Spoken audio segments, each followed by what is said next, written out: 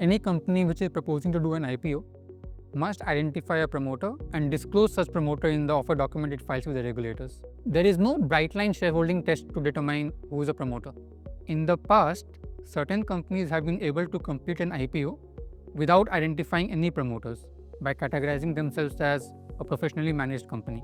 One of the factors which enabled such companies to do so was the fact that shareholding of the founders or any PE investor or any other significant shareholder was going to get diluted to less than 25% of post-issue share capital. Traditionally, this was sufficient to demonstrate to the regulator that no shareholder was going to be in control of the company after the IPO, given that at a shareholding of less than 25%, such shareholder would not be able to block any special resolution.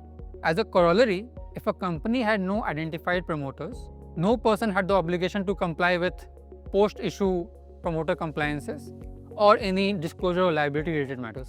However, the regulators are now increasingly scrutinizing IPOs with no identifiable promoters and have started to insist that certain specific persons be named promoters in the offer documents.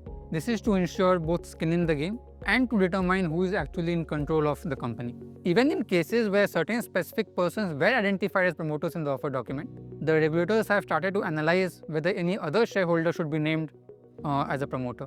This is not contingent only on the 25% shareholding. For example, immediate relative of a promoter who holds 10% or more of the share capital of the company or who has a seat on the board of directors of the company have been asked to be identified as promoters. Regulators are also not shying away from piercing the corporate veil. For example, where promoter of the IPO-bound company is a corporate entity, the regulators have started to analyze the shareholding of that corporate entity to determine who is in control of that corporate entity and therefore in control of the issuer.